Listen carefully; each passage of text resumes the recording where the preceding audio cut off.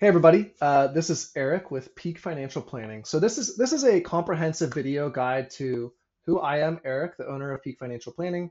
What is Peak Financial Planning, and what is the process of working with Peak Financial Planning and I look like for you as a client searching for a financial advisor or financial planner. I'm going to cover basic information about myself and the business structure. So it answers some of those questions like how do I get paid? What is the fee? But also, what am I affiliated with? Am I affiliated with a bigger organization? I'll share some personal information about myself. And then I'm going to explain what the process of working with a comprehensive financial planner of my variety actually looks like. What do we cover? What tools do we use? What partners are there so you know what we're integrating with? What does the process actually look like and how much time does it take? And what does it cost?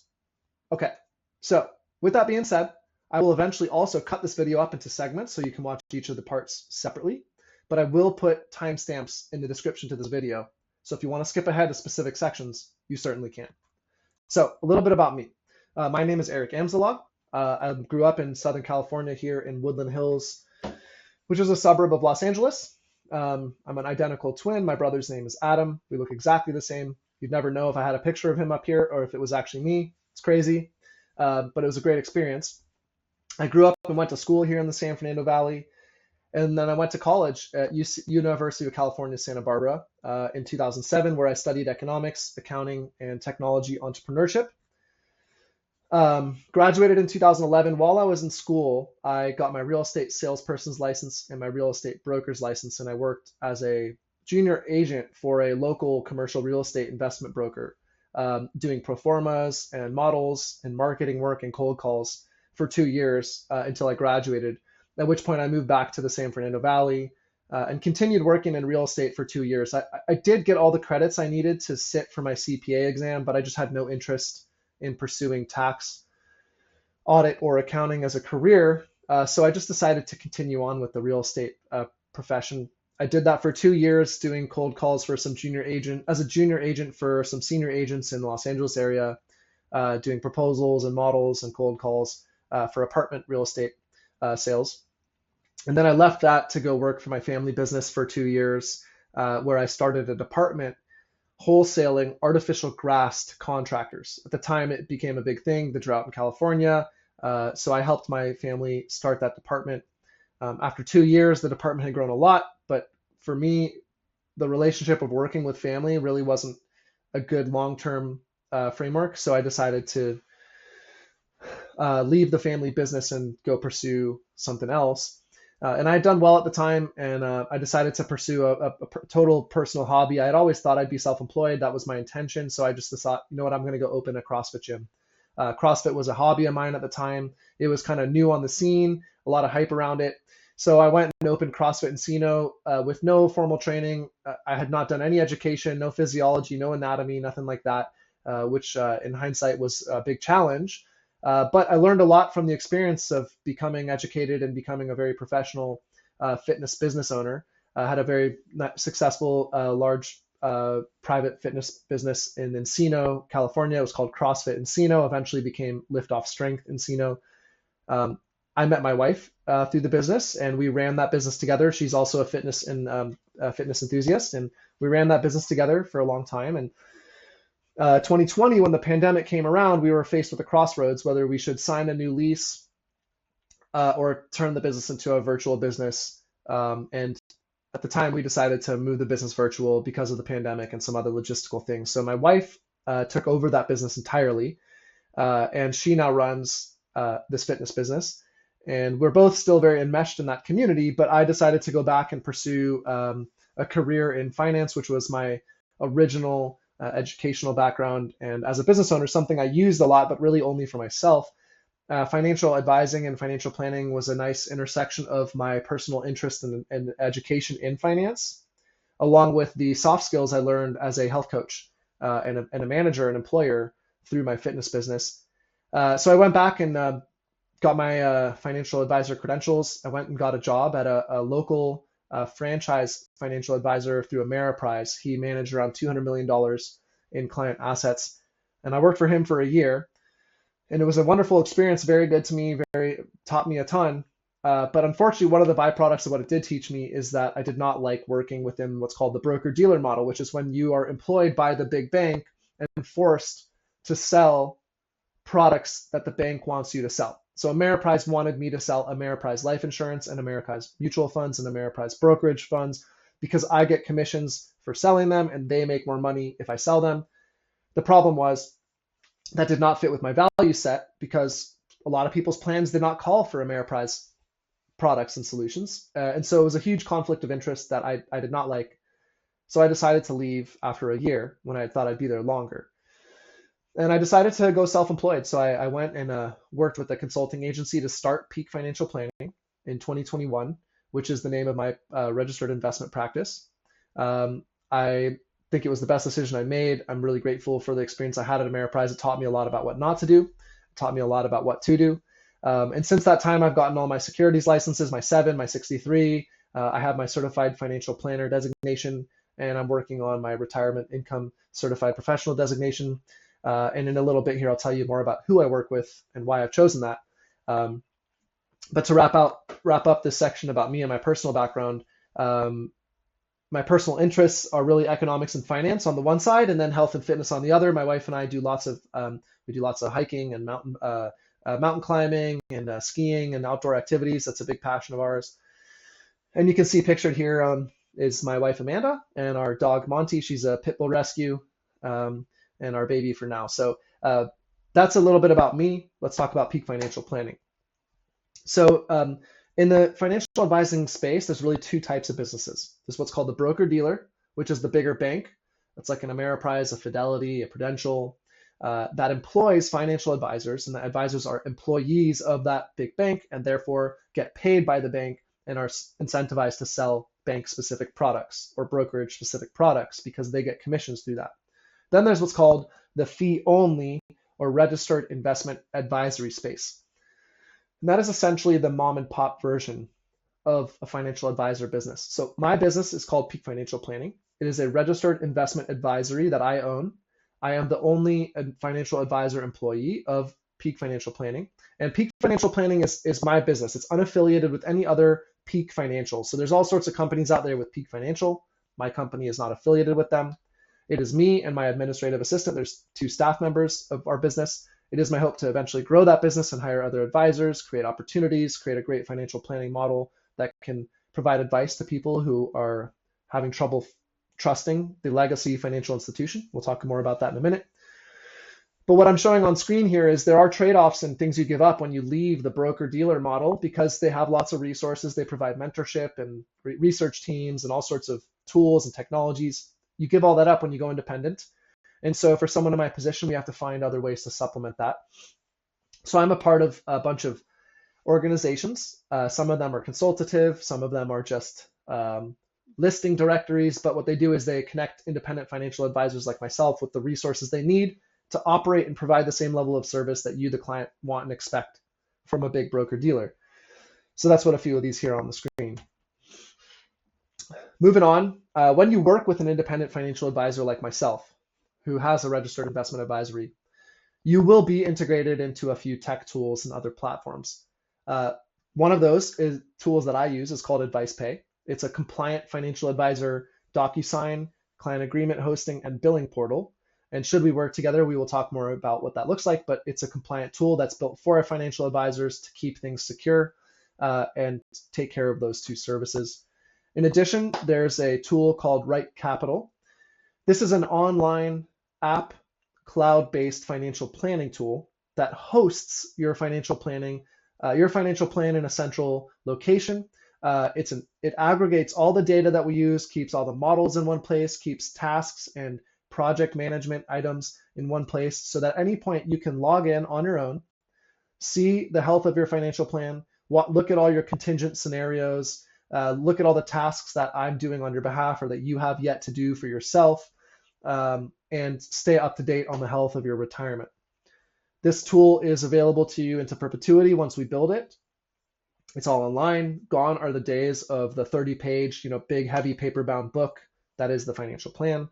Now it's all kept up to date in real time using technology, which is a huge advantage for both you, the client, and me, the advisor. And so the tool we use in my practice is called RightCapital. Another tool that we use when we do investment management. So when I manage investments on behalf of a client, I have to use a third-party custodian. And this is for compliance and consumer protection so that your funds are not commingled or accessible in any way to me, the advisor. And so I use Charles Schwab. Whenever you have an investment account, there are two parties to that account. There's you, the account owner, and there's the custodian who holds the account in trust. And that would be like Charles Schwab or Fidelity or E-Trade or whatever. When you work with an investment advisor, a third party is added. That would be me, the advisor. And I'm added as what's called a limited power of attorney who has investment authority, trading authority on your account. This is ubiquitous across all financial advisors in the space. If you work with an advisor who does investment management for you, they will be added as an LPOA. Now, it is not a requirement that I manage assets on your behalf. I do two separate things. I do financial planning and asset management.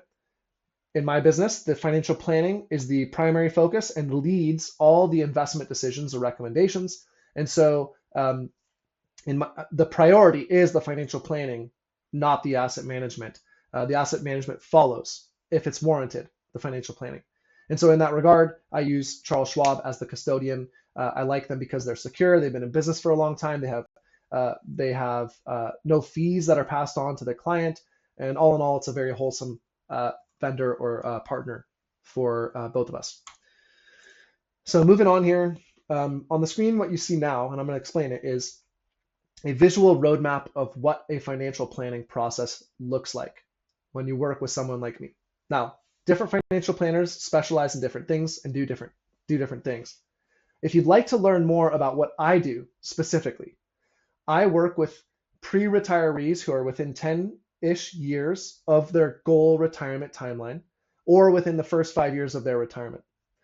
I work with people on a process of building what's called a retirement income plan. So it's a two-step piece. It's a two-step project. The first is we want to say, if you change nothing about your behaviors now, when can you retire? And will your assets last longer than you're alive? Because those are the two really key retirement decisions. Is one, you have to be able to pay yourself a salary from your assets, but it has to last until you die or longer. And then you have to retire at an age that supports the ability for your assets to pay you long enough in your life. So those are the initial questions we address. Then the second part of this project is to determine what are all of the different actions you can take during that 10-year lead up time or whatever amount of time you have. Any amount of time is better than none. But what are the things you can do that you can control that will improve your retirement stability, how much money you can draw in retirement and how long that money will last. So I have a video that's specifically about the heuristic and the actual financial planning items that I cover with clients. It's called The Secret Retirement Plan Big Finance Doesn't Want You to Know About. It's a free video. It's about 20 minutes. You can watch it on YouTube or my website. It is a full comprehensive guide to the things that we cover in a financial planning process.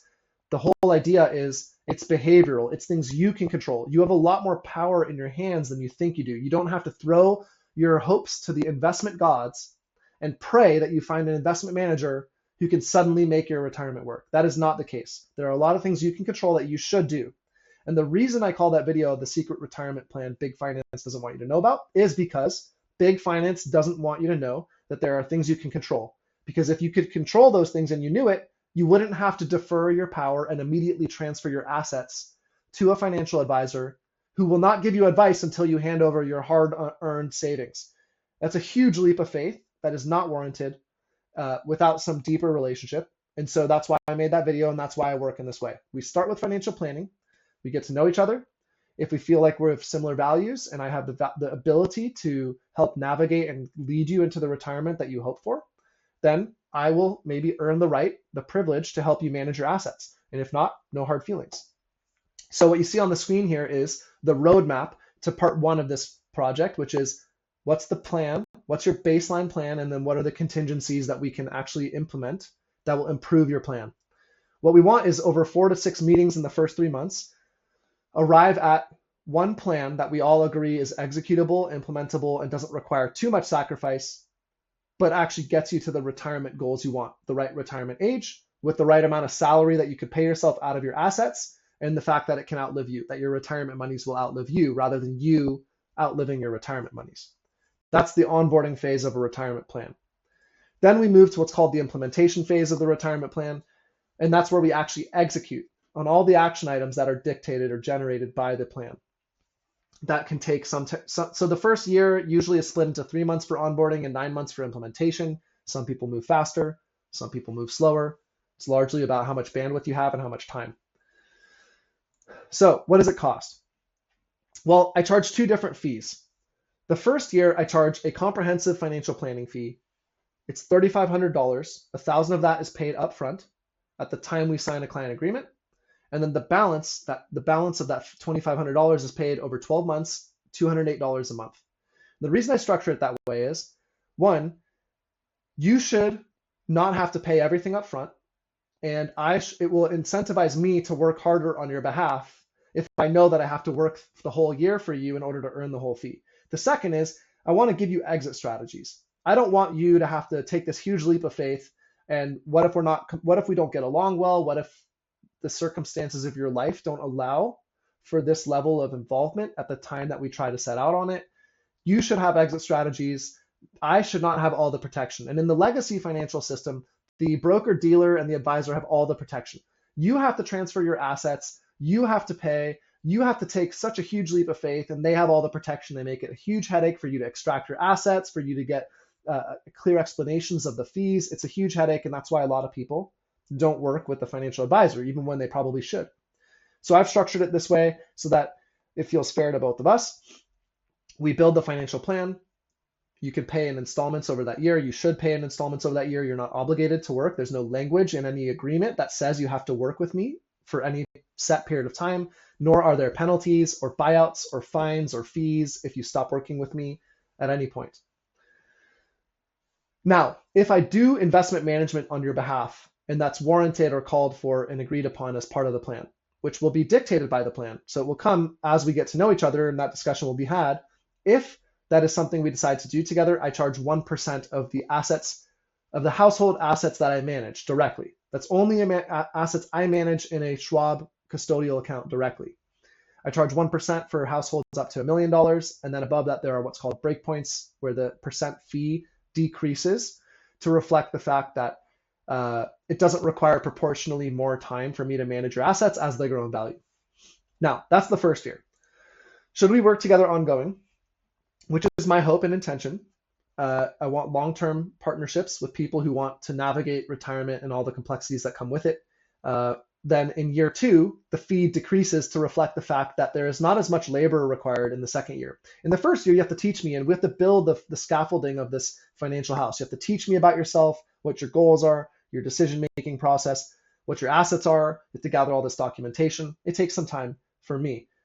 The second year, I have all that stuff, so the fee should reduce in order to reflect that. So in the second year and onwards, I charge 1% of any investment dollars that I manage on your behalf directly. And if you have over $500,000 in investable monies, that's all I charge, the 1% of that account, the household account values. If you have less than $500,000, I charge 1% of the investable assets and $125 per month. Once you have reached the $500,000 threshold, the subscription amount just drops off and is replaced with only the 1%. Throughout that, the financial planning activities are always a part of that work. They are the leader and director of any investment decisions we make. It always comes down to the financial plan, and that is updated annually, more frequently than that, but we will build in new financial planning recommendations annually. Okay, so at this point, you've watched a lot of this video. You should have a much clearer idea of what we're doing together, what we're setting out to achieve, the costs and things like that. Once we've gotten to this point, if we have already discussed and you've inquired with me, we will have 2 phone calls. One is a phone call and the second is a virtual meeting, like face-to-face by camera. The first phone call is just to get to know each other. What problems are you trying to solve? Am I the right person to help with that? What are the fees? What other personal questions do you have that you'd like to know about? Should we find that there's an alignment of values and we want to explore things further, we'll move to a second call, which we do face-to-face by camera or in person if you're lucky to be in Southern California, where we define the scope of work and narrow in on your specific financial planning requirements, answer any outstanding questions, get more detailed about the fee structure, and set the stage for the expectations should we work together. In that second call, we'll schedule a short third, or either in that second call, or we'll schedule a short follow-up call. We will do a 30-minute compliance and logistics review where I show you state regulatory documents that list my credentials, disciplinary action against me, customer complaints, things like that. My business policies and procedures. We'll review a mock client agreement so you can see the language and make sure you're comfortable with it, and we can make any edits to it that are warranted.